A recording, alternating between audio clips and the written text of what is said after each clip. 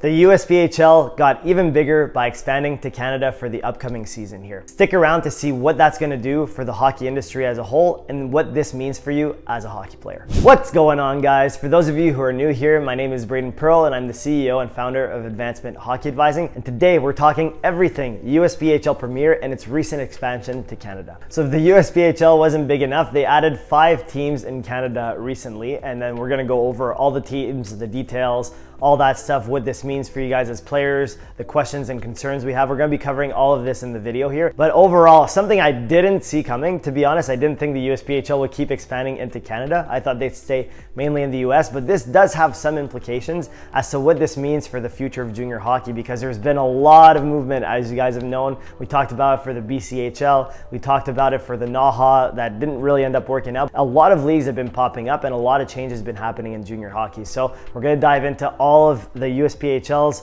recent changes and what this means for you guys. Now it's an AHA video. Of course, I have to ask you guys to absolutely destroy that like button, hit that subscribe button, and hit that notification bell. Now let's dive right into the video here. So let's start with some basic info here. So the USPHL was actually founded in 2012. Back when I played, which was right as the USPHL was founded. Before that, it used to be like the EJHL, and then there was the AJHL, that's kind of like the EHL now. But the EJ and then the EJ umpire, all that stuff, that used to be the USPHL NCDC altogether. But now, since 2012, it's basically the USPHL Elite, the USPHL Premier, and then the NCDC being the highest level. So ever since 2012, it's really like gotten its grips all throughout, especially the eastern parts of the US, but even more the western parts now, especially the NCDC having the NCDC West and all that. But now, as we can see, they're expanding their grips into Canada. So this league has really like engulfed a lot of other leagues, a lot of territories, and it's taken a bit of the tier 3 world by storm, and even the tier 2 market now with NCDC. So it's really a league that's expanding quite a bit. So in the Canadian division, there's 5 teams. 4 of them new this upcoming season, and then 1 that actually existed the season prior, kind of like as a test pilot probably. But overall, there's 5 teams that actually have all had programs at like the AAA prep level, all that stuff, and just recently expanded to adding a junior team. So for them, it was kind of a natural transition to add a junior team. That wasn't just a junior team that was started up out of scratch. The first team on the list is 𝗁𝗵𝗿. We know the program director very well there, but they have a U16 AAA program, they have a U18 AAA program, they have a prep program, and now they're just adding the junior program as well. The second team on our list here is the Hawkesbury Knights. I actually know the program director quite well as well. He used to coach at 𝗁𝗁𝗿, be the head coach and program director there at the prep school in Hawkesbury, but now he's expanded into having a junior team as well under the USPHL Premier. So really cool how they're making that transition in Hawkesbury as well. Number 3 on the list, we have the Realm Wranglers. They're located in Kingston, and they used to have teams in the other levels as well, such as the NAPHL, and they also had spring teams and all that stuff. But overall, it's cool that it's expanding to Kingston too, that it's not just limited to like the Eastern Ontario and Quebec area, that they're also expanding a little bit into Kingston and having a broader outreach of the league. Next, we have the Montreal Black Vs, located, well, in Montreal.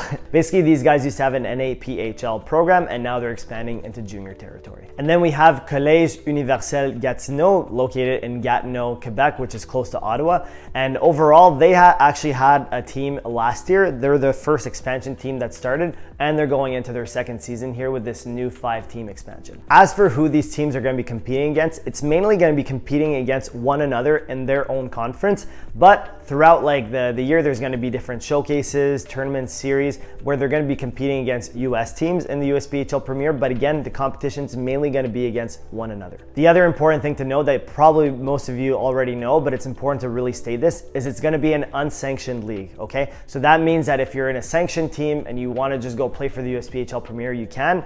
But with the Hockey Canada September 30th rule still in place, it means that if you're playing in an unsanctioned league after September 30th of that season, you can't go play for a sanctioned team for the rest of that season. So keep that in mind. Don't go like play a game or two in the USPHL Premier in October and then try and go play in the, the CCHL or the NOJHL after, because you won't be able to. So really important to keep that in mind for the September 30th rule. Now, an interesting thought about this expansion is that it's really like continuing this domino effect of Hockey Canada kind of losing its grip and a lot more leagues trying to push for unsanctioned. Obviously, the 𝗁𝗁 did it back last year. They didn't really succeed. It was kind of a failed attempt. But because of the USPHL Premier's reputation, I feel like they may succeed at it a little bit more, especially that they're going for programs that had like that AAA prep, underpinning, and they're going for the junior program now, I think that approach might be a bit more successful. I still think it's quite risky for players. I do think that for a player that has better options, that has more established options, even in teams that have a proven track record in the USPHL Premier in the US, you're probably better to go there. But in the case where you don't have many options or you don't have any others except for one of these teams, the team loves you, they say they're going to develop you, they're going to play you a lot, it may be worth considering. Overall, I think as a player, it's going to be interesting to see how things develop, but it's not the worst spot to go to. But if you have better options, I would say probably best to go elsewhere that's more established. Building off of that, I do have about 4 main concerns when it comes to this league. I think they're probably going to succeed, but these 4 concerns are the things that they're going to have to really, push through and power through to be able to overcome it and actually have a successful expansion and continue growing the league. The first one being is recruiting challenges. I think it's going to be very hard to bring US players to come play for Canadian USPHL Premier team. I think it'll be very tough to convince them, especially because they have so many good tier 3 options down there, like the EHL, good USPHL Premier teams all over, right? So US players are going to be tough, I think. And then also for Canadian players, it might be hard as well, because Canadian players, they have good options in the area. They have the CCHL, the OJHL, great options. Even Quebec guys, even though I don't recommend this league, junior AAA is still pretty good caliber, and they might just choose to do that because it's going to be a lot cheaper. It's going to be closer to home, all that stuff. And building on that, my second point here is it's going to be hard to build a fan base where they're actually going to have enough money to fund the program. Now, if they charge a big fee for pay to play, then they might be able to fund themselves. But at that point, players might just choose to go elsewhere where the big fee isn't there. So it's a little bit tough. I think building a fan base is going to be key, but they might have a hard time because they have so many other neighboring teams in the area, like junior AAA, like CCHL, OJHL, the junior B leagues, junior C leagues. It's going to be hard to build a fan base with such a saturated market and such a saturated amount of programs in that area. So I'm interested to see how they're going to be able to do that. And this builds on to my third point here, where it's financial instability of the program, right? Because of the expansion. I don't think this is going to be that much of an issue. If they find that sweet spot of a price where they can charge, a reasonable amount of money for players, where they can sustain themselves, and if they can build a good fan base,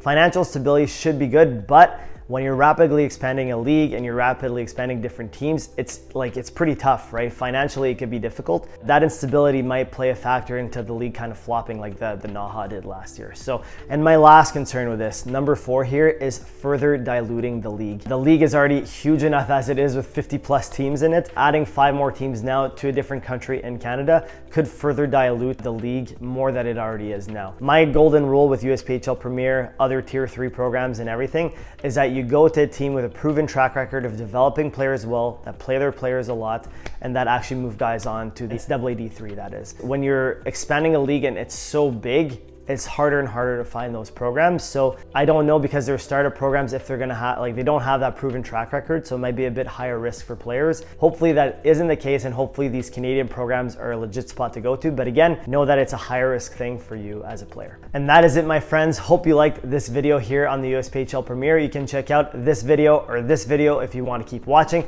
Obviously, hit that like button, subscribe button, and notification bell if you haven't already. Send us an email or drop a comment down below if you have any questions. Thanks so much for watching. We'll catch you on that next one.